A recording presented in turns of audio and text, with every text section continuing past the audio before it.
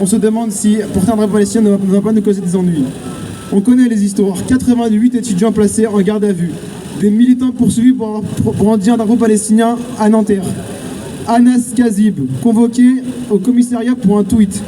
On sait que des gens se font arrêter pour avoir crié Free Palestine. Un silence imposé. Ce n'est pas seulement dans la rue qu'on muscle le soutien à la Palestine, c'est partout, dans les journaux, les plateaux télé, les discours politiques. On n'entend presque jamais parler des morts de Gaza, des familles rayées, de la carte des hôpitaux détruits. Mais on entend en revanche que manifester pour ces vies massacrées, c'est importer le conflit en France. Importer le conflit en France, comme si être bouleversé par l'injustice, comme si refuser l'apartheid et le massacre, c'était une menace pour la République. On regarde les plateaux télé et on comprend vite que certains mots sont interdits. Génocide, colonialisme, apartheid, otage. Des mots qu'on n'a pourtant aucun mal à employer pour d'autres conflits, mais qui deviennent tabous quand il s'agit de la Palestine. Résister malgré tout.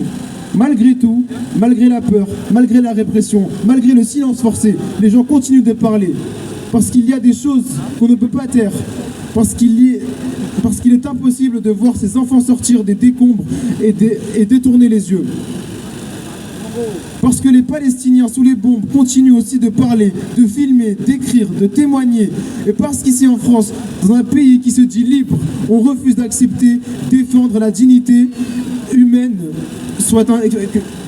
Pardon. On refuse d'accepter que défendre la dignité humaine soit un délit. Ils peuvent censurer, interdire, arrêter, menacer, mais ils ne peuvent pas empêcher la vérité d'exister. Et tant qu'il restera des voix pour la porter, la Palestine ne sera jamais seule.